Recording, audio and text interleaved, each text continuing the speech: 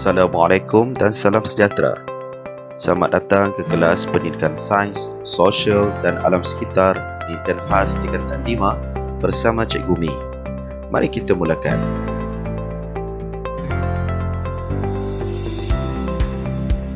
Hari ini kita akan belajar Unit 5 Alam Sekitar 5.1 Pemanasan Global. Apakah maksud pemanasan global?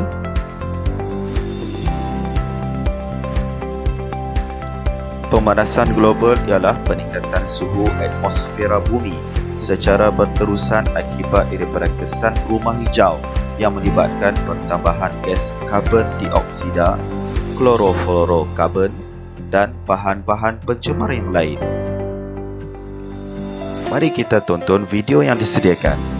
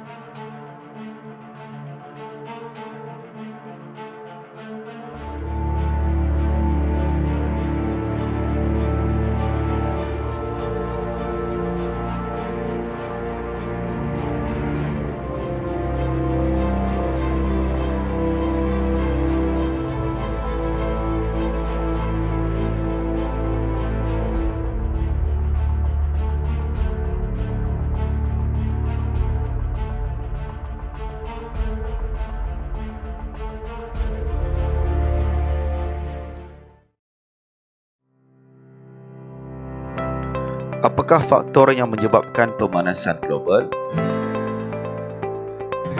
Terdapat dua faktor yang menyebabkan pemanasan global. Yang pertama, faktor aktiviti manusia dan yang kedua, faktor semula jadi. Faktor aktiviti manusia adalah melibatkan yang pertama, aktiviti pertanian yang menggunakan racun serangga dan baja kimia secara berlebihan. Yang kedua, pembakaran terbuka.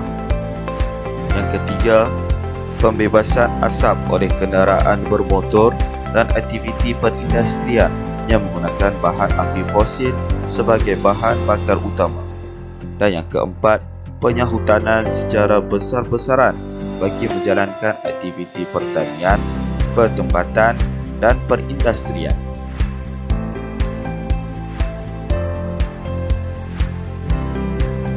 Seterusnya, faktor semula jadi pula ialah yang pertama, letusan gunung berapi yang mengeluarkan banyak asap dan debu, dan yang kedua, penerimaan pancaran matahari yang berlebihan, dan yang ketiga, pembakaran hutan secara semula jadi.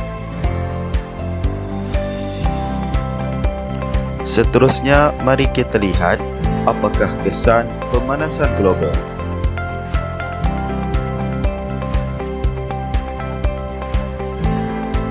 Pemanasan global mengakibatkan kesan-kesan seperti peningkatan aras laut, kemerosotan sumber makanan, gangguan cuaca, dan masalah kesihatan.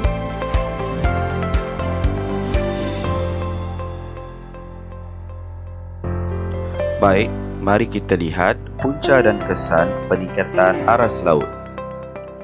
Punca yang pertama ialah pencairan ais dikutub dan peningkatan suhu air laut.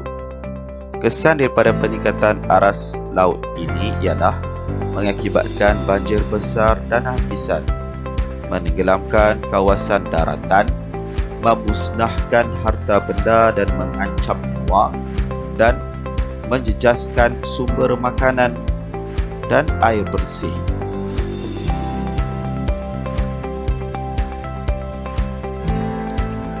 Punca dan kesan kemerosotan sumber makanan pula ialah punca yang pertama, air laut menjadi lebih panas dan mengganggu ekosistem marin.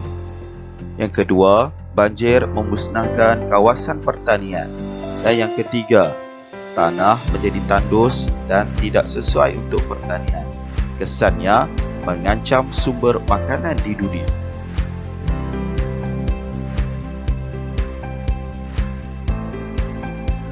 Kesan yang ketiga ialah gangguan cuaca. Gangguan cuaca ini boleh mengakibatkan banjir, ribut, ombak besar dan taufan. Taburan hujan tidak menentu, udara menjadi kering dan jerebu mudah terbentuk. Terdapat kawasan yang mengalami kemarau yang teruk dan kemusnahan flora dan fauna.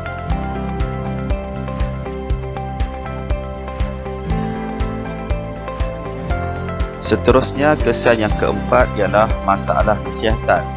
Masalah kesihatan adalah disebabkan gelombang haba berisiko menyebabkan strok haba dan dehidrasi, kehilangan nyawa dan meningkatkan risiko pelbagai penyakit berkaitan haba seperti katarak dan kanser kulit.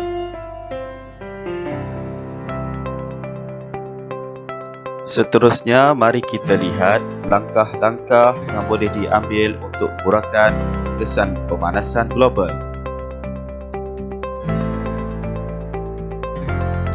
Langkah pertama ialah amalan 5R, iaitu rethink, repair, reuse, reduce and recycle.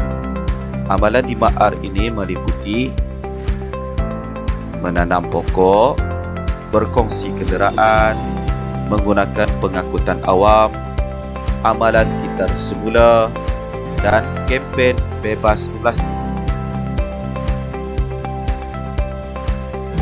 Langkah kedua ialah kerjasama antarabangsa. Antara kerjasama antarabangsa yang telah berlaku ialah Protokol Kyoto pada tahun 1997, Panel Antara Kerajaan tentang Perubahan Cuaca IPCC, Persidangan Bangsa-Bangsa Bersatu tentang Alam Sekitar dan Pembangunan UNCED, Kerangka Konvensyen tentang Perubahan Cuaca UNFCCC. Langkah ketiga ialah menggunakan tenaga mesra alam. Bahan api fosil seperti petroleum, gas asli dan arang batu perlu diganti dengan tenaga yang mesra alam seperti tenaga suria, tenaga angin dan tenaga ombak agar alam sekitar kekal terpelihara. Seterusnya, langkah keempat ialah melalui pendidikan. Pendidikan alam sekitar boleh diserap di peringkat sekolah dan komuniti.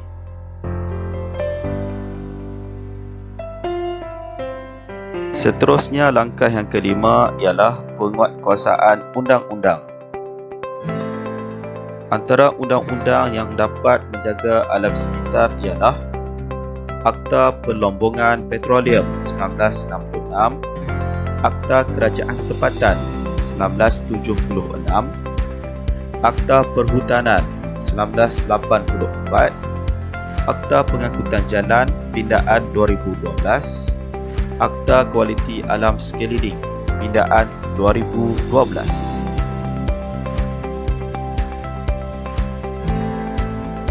Nilai murni yang boleh kita ambil ialah tanggungjawab menjaga alam sekitar adalah terletak di atas tanggungjawab semua pihak untuk mengurusnya dengan lebih baik. Manusia dan alam sekitar saling memerlukan supaya kualiti kehidupan manusia dan alam sekitar yang dicipta Tuhan sentiasa terpelihara.